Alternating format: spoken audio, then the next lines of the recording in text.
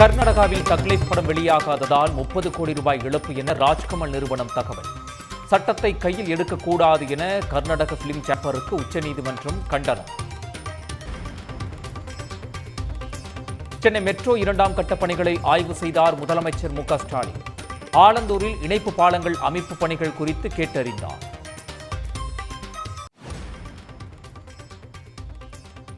இரண்டாயிரத்தி 21ஆம் ஆண்டிலிருந்து ஏற்றுமதிகளை அதிகரித்து வரும் ஒரே மாநிலம் தமிழ்நாடு. சர்வதேச இயந்திர கருவிகள் கண்காட்சியில் முதலமைச்சர் மு க ஸ்டாலின் பெருமிதம். இந்தியாவோட உற்பத்தி துறை சார்ந்த மொத்த உற்பத்தியில் தமிழ்நாட்டுடைய பங்களிப்பு 11.90 விழுக்காடு.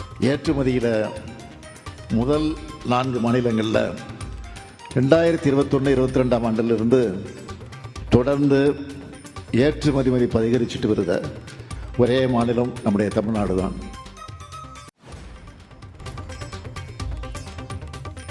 பாமகவில் ஏற்பட்டுள்ள குழப்பத்திற்கு திமுக காரணம் என்பது அப்பட்டமான பொய். அன்புமணியின் பேச்சு கடைந்தெடுத்த பொய் என்றும் ராமதாஸ் காட்டம். தலைவருக்கும் நிறுவனருக்கும் தலைவருக்கும் உள்ள பிரச்சனையில திமுக தலையிடுதுன்னு சொல்லி திரு அன்புமணி விமர்சனம் பண்றாரு. திமுக தலையிடுதா? அதாவது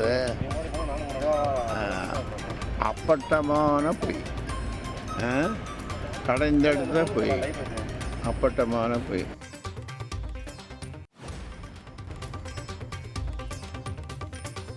அன்புமணி மன்னிப்பு கேட்டதால் பிரச்சனை முடிவுக்கு வருமா? போக போக தெரியும் என பாட்டு பாடி ராமதாஸ் பதில். எந்த நேரத்தில் உடம்பு சரியில்லாமல் போயிருக்கலாம். அவங்கள்ட்ட பேசுனீங்களா? தொடர்பு பண்ணீங்களா? எப்படி இருக்காங்களா? நான் கேட்டிருந்தேன். பிளட்டு மற்ற செக்கப்லாம் பண்ணிட்டு தான் நான் ஃபாலோ பண்ணிட்டு. நேரில் வந்து அந்த மாதிரி மன்னிப்பு கேட்க நினைக்கிறீங்களா? இதுவே போதும்னு நினைக்கிறீங்களா? அதுக்கான முடிவு போக போக தெரியும்.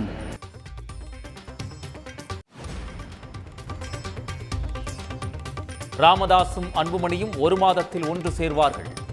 ஜாதகம் பார்த்து விட்டதாக பாமக எம்எல்ஏ சதாசிவம் விளக்கம். ஐயா மனசு மாறுவார்கள். பாட்டாளி மக்கள் கட்சி மிகப்பெரிய கட்சியாக மாறும். நான் இந்த நேரத்தில் உங்களை அன்போடு சொல்லி இதை வெளிப்படுத்தணும். இதை இல்லை சார் அந்த பாயிண்ட்டுக்கே இல்லை. இல்லை 2 பிரிவுங்கிறதுனால ஒரு பிரிவு தான். கால சூழ்நிலை நான் ஜாதகம் பார்த்துட்டேன். 1 மாதத்தில் பாட்டாளி மக்கள் கட்சி தமிழ்நாட்டில் ஒன்று சேர்ந்து மக்களை வழிநடத்த.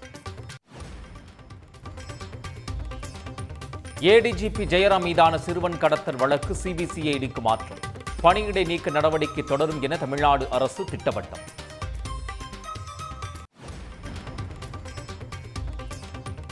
ஏடிஜிபி ஜெயராமை கைது செய்ய சென்னை உயர்நீதிமன்றம் பிறப்பித்த உத்தரவு ரத்து.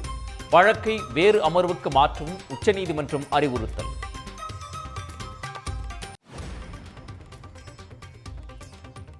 சென்னையில் பள்ளி வேலை நேரத்தில் கனரக வாகனங்களை இயக்க தடை. விபத்து ஏற்படுத்தும் வாகனங்களை 100 நாட்களுக்கு ஒப்படைக்க கூடாது என்றும் உத்தரவு.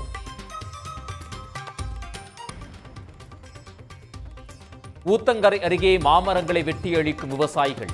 மாங்காய்களை பறிப்பதற்கான கூலி கூட கிடைக்கவில்லை என வேதனை.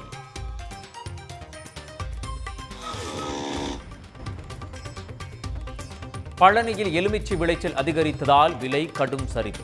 1 கிலோ 20 முதல் 30 ரூபாய் வரை விற்பனை.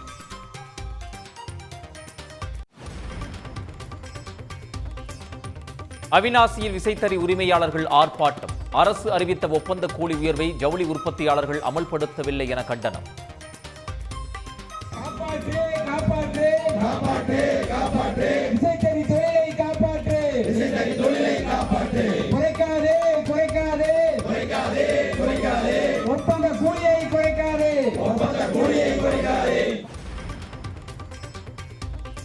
தமிழ்நாட்டில் நடைபெறும் ஜூனியர் உலகக்கோப்பை ஹாக்கி தொடர். லட்சணையை வெளியிட்டார் துணை முதலமைச்சர் உதயநிதி ஸ்டாலின்.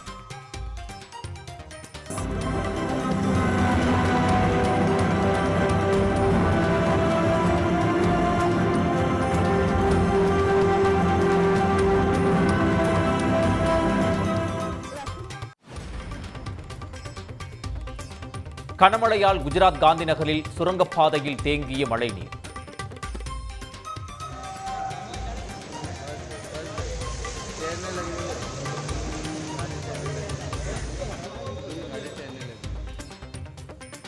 உத்தராகண்ட் மாநிலத்தில் பெய்த மழையால் சாலைகளில் பெருக்கெடுத்து ஓடிய தண்ணீர். உடனுக்குடன் செய்திகளை தெரிந்து கொள்ள சன் நியூஸ் பெல் ஐகானை கிளிக் பண்ணுங்க.